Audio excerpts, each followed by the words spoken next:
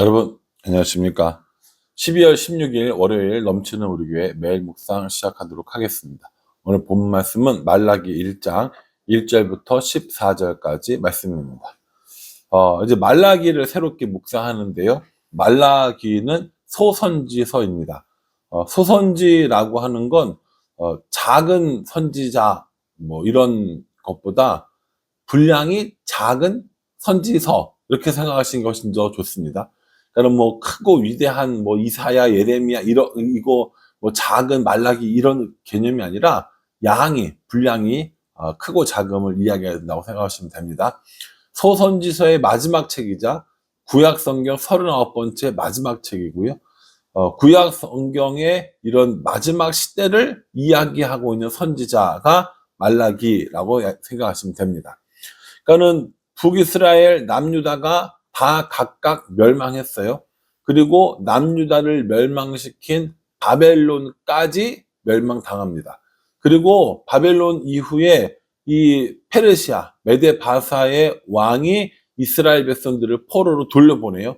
그리고 1차로 보내고 2차로 보내고 3차로 돌려보내고 꽤 오랜 시간이 지난 겁니다. 그렇게 포로로 다 마치고 돌아온, 그리고 1차, 2차, 3차 시대에 느헤미야와 함께 이스라엘을 이끌고 개혁을 하고 했던 선지자, 그 사람이 말라기인 거죠.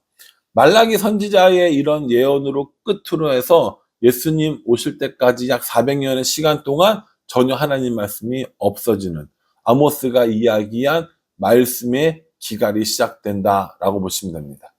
그러니까 이 말라기는요, 이 말라기로부터 마가복음까지 성경책으로는 한 장이지만 연수로는 약 400년 이상 되는 그런 간격이 있다고 보시면 되는 거죠.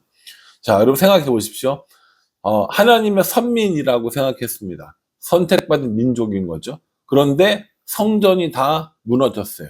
사람들이 다 포로로 끌려갔습니다. 거기서 바벨론의 강가에서 울면서 그 바벨론 사람들이 야, 니네 노래 한번 불러봐 라고 하는 이런 처참한 지경에 이르렀다고 성경 곳곳에서 또 시편에서 이야기해 주거든요.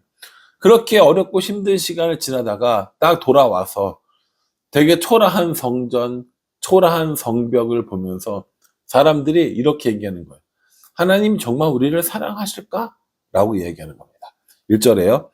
여호와께서 말라기를 통하여 이스라엘에게 말씀하신 경고라. 하나님 2절 여호와께서 이르시되 내가 너희를 사랑하였노라 하나 너희는 이르기를 주께서 어떻게 우리를 사랑하셨나이까 하는도다. 나 여호와가 말하노라 에서는 야곱의 형이 아니냐 그러나 내가 야곱을 사랑하였고 라고 얘기하면서 뭐라고 얘기해요? 사람들이 너희를 사랑하였노라 하지만 정말 주께서 어떻게 우리를 사랑하셨나이까 라고 하시면서 하나님 우리가 선택받은 민족이고 선민인데 어떻게 우리가 이렇게 멸망당할 수 있습니까? 어떻게 우리가 이렇게 완전히 패망할 수 있습니까? 라고 물어보면서 하나님이 우리를 사랑하시지 않는 거 아닐까요? 라고 이야기를 한다는 겁니다. 하나님께서 이 이야기를 들으시면서 뭐라고 얘기했냐면 얘들아 내가 에서보다 야곱을 더 사랑한 것처럼 내가 너희를 사랑해 라고 이야기를 하세요. 에서가 나오고 야곱이 나오거든요. 여러분 에서와 야곱 아시죠? 그 이삭의 쌍둥이 아들들입니다. 에서가 큰형이고 야곱이 작은 아들이에요. 근데 이 에서와 야곱 중에 누가 더 하나님을 사랑했습니까? 누가 더 하나님의 사랑을 받았습니까? 야곱이요. 야곱이 하나님의 사랑을 받았고 야곱이 하나님의 축복을 받았어요.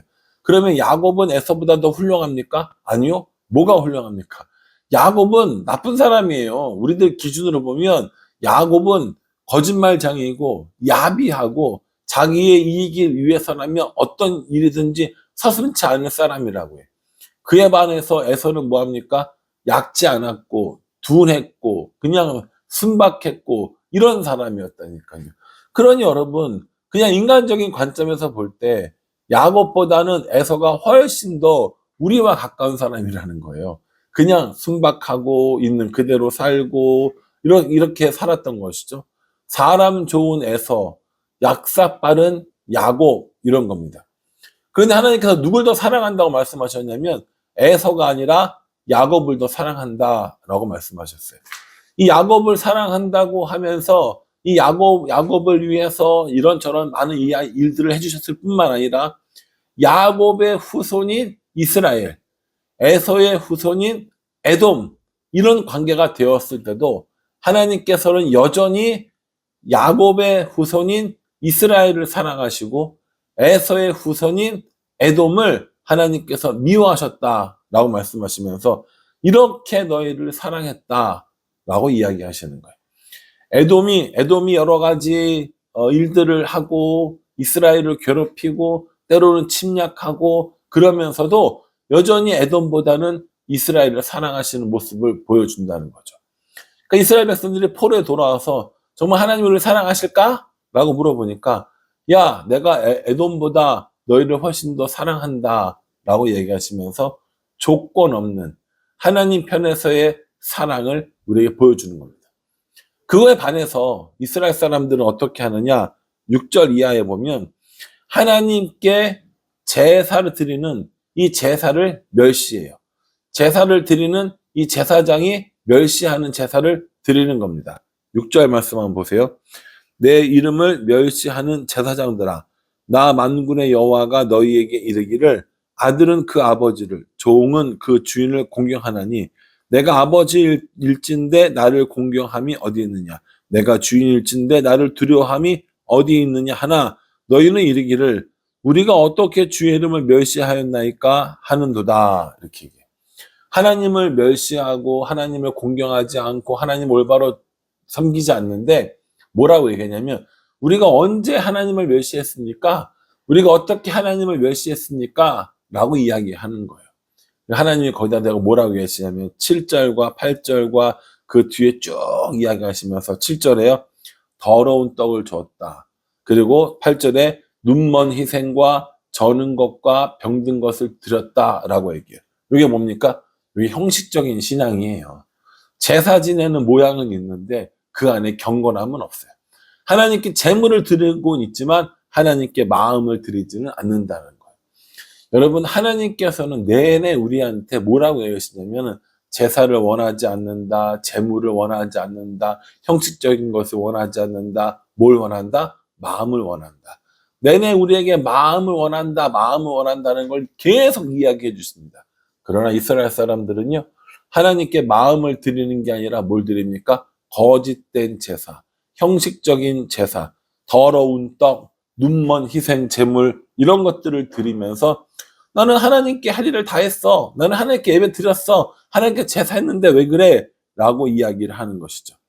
그 10절 말씀에 뭐라고 얘기하시냐면은 만군의 여호와가 이르노라 너희가 내 제단 위에 헛되이 불사르지 못하게 하기 위하여 너희 중에 성전문을 닫을 자가 있었으면 좋겠도다. 내가 너희를 기뻐하지 아니하며 너희가 손으로 드리는 것을 받지도 아니하리라. 하나님께서는 안 받으신다는 거예요. 너희들이 그렇게 거짓으로 제사 지내는 게 꼴보기 싫어서라도 너희를 다 망하게 하고 너희의 성문을 닫게 하고 이랬으면 좋겠다라고 말씀하시는 거예요. 여러분, 하나님은요, 우리의 재물을 받으셔야 살 수 있는 신이 아닙니다. 우리가 하나님께 예배 드리지 않고 우리가 하나님께 재물을 드리지 않으면 하나님이 먹을 것이 없고 쓸 것이 없는 그런 신이 아니라는 거예요. 하나님은 어떤 하나님이십니까? 하나님은 모든 것들의 주인 되시고 모든 왕들의 왕이 되시는 하나님이시기 때문에 우리가 드리는 재물, 우리가 드리는 헌신, 우리가 드리는 노력을 받으시는 것이 아니라 하나님을 사랑하는 우리의 마음을 받으시는 분이라는 겁니다. 그러니까 여러분, 하나님 우리에게 물어보시는 거예요. 너는 재물을 드릴래? 제사를 드릴래? 아니면 마음을 드릴래? 이걸 물어보시는 거예요. 사랑하는 성도 여러분, 하나님이 오늘 우리에게 똑같이 물어보십니다. 마음을 드릴 거니, 형식적인 제사와 형식적인 예배를 드릴 거니, 은혜 없는 봉사를 할 거니, 아니면 다른 사람들에게 보이기 위한 사역을 할 거니? 라고 물어보시는 거예요. 하나님께서는 우리에게요, 다른 사람이 보든 말든, 다른 사람들이 알아주던 말든, 하나님은 그 마음을 보시니까 하나님 앞에 그 마음 보여주실 것을 우리에게 요구하고 계십니다. 사랑하는 성도 여러분, 여러분들은 어떠세요? 하나님께 마음을 보여드리고 하나님 앞에 마음을 내놓고 있습니까? 아니면 그냥 어쩔 수 없이 내가 이거 예배 안 드리면, 내가 이거 봉사 안 하면 하나님 보시기에 벌 받을 것 같고 남들 보는 눈에 내가 부끄러울 것 같으니까 그것 때문에 하는 것은 아닌지 한번 생각해 볼 필요가 있다라는 겁니다. 12절도요, 이렇게 얘기합니다. 너희는 말하기를 여호와의 식탁은 더러워졌고 그 위에 있는 과일 곧 먹을 것은 경멸이 여길 것이라 하여 내 이름을 더럽히는도다. 이런 것들은요, 하나님을 더럽히는 거라는 거예요. 하나님께 영광 돌리는 삶을 살아도 될까 말까인데 하나님의 이름을 더럽히고 오히려 하나님을 욕되게 하는 사람들의 모습을 본다라는 것이죠. 이게 말라기 시대에만 이런 일이 있었겠습니까? 저는 그렇지 않다고 생각합니다. 말라기 시대는 선택받은 민족일 줄 알았던 이스라엘이 성전이 무너지고 사람들이 포로로 잡혀가고 완전히 패망된 상태에서 다시 돌아와서 하나님 앞에 우리가 어쩜 이렇게 될 수가 있어요? 하나님을 믿었는데 어떻게 우리한테 이러실 수 있어요? 라고 반문하는 그 시대였거든요. 하나님 정말 우리를 사랑하실까?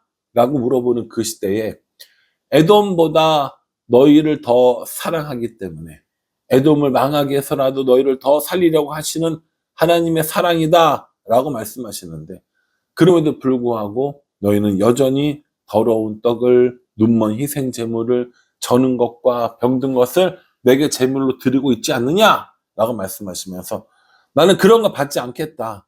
내가 받고 싶은 거 너희의 마음이다 라고 우리에게 말씀해 주십니다. 사랑하는 성도 여러분, 여러분들은 어떠세요? 여러분들은 하나님께 그렇게 마음을 드리고 살고 있습니까? 아니면 적당히 주일날은 교회 와서 열심히 봉사하고 주일날은 신앙인으로 살아가고 주일 아닌 때, 교회가 아닌 때는 여전히 세상 사람들과 하나도 구별되지 않는 그런 삶을 살아간다면 여러분, 우리는 아마 잘못된 삶을 사는 것이지 않을까라는 생각을 해봅니다. 하나님이 기뻐하시는 삶은 아닐 거라는 생각이 든다라는 것이죠. 그러니 말라기가 오늘 우리에게 이야기해주는 이 목소리를 귀 기울여야 합니다. 우리는 하나님의 사랑을 알고 깨달으며 그분과 동행하는 삶을 살고 있는가? 우리가 하나님께 드리는 예물들, 우리가 하나님께 드리는 제사와 예배들, 이건 올바르고 합당한 것인가? 라고 하는 걸 생각해 볼 필요가 있다라는 것이죠. 저는 오늘 이 말씀 묵상하면서 내가 드리는 제사가, 내가 드리는 예배가 더러운 떡이면 어떡하지? 내가 드리는 예배가 병든 것과 저는 것들을 드리는 제사면 어떡하지? 라는 생각을 하게 됩니다. 저의 예배 드리는 자세, 저의 하나님을 대하는 자세, 저의 이런 신앙하는 자세를 다시 한번 생각해 보면서 형식적이고 거짓되고 다른 사람들에게 보여지기 위한 신앙이 아니라 마음을 드리는 신앙, 마음을 드리는 삶, 그것을 살아야겠다라고 결단해 봅니다. 바라기는 저 여러분 모두가 하나님 앞에 형식적인 것을 드리는 것이 아니라 거짓되고 가증한 것을 드리는 것이 아니라 마음을 드리는, 마음을 담아드리는 예배, 마음을 담아드리는 예물, 이런 은혜가 있기를 주님의 이름으로 축복합니다. 기도하겠습니다. 하나님, 형식적인 것들, 가증스러운 것들, 더러운 것들, 남에게 보이기 위한 것들, 이런 거 하지 말고 하나님이 기뻐하시는 것들, 하나님이 원하시는 것들을 하라라고 말씀해 주셨습니다. 우리가 하나님께 드리는 것들은 어떤 것들인지 스스로 생각하게 하여 주시고 하나님이 기뻐하시는 것들을 드리는 우리들의 삶이 될 수 있도록 축복하여 주시옵소서. 예수님의 이름으로 기도합니다. 아멘. 여러분 오늘 이 말씀 기억하시면서요, 형식을 떠나서 다른 사람의 눈을 떠나서 하나님이 기뻐하시는 것들을 드리는 우리들의 삶이 되기를 간절한 마음으로 기도하겠습니다. 감사합니다.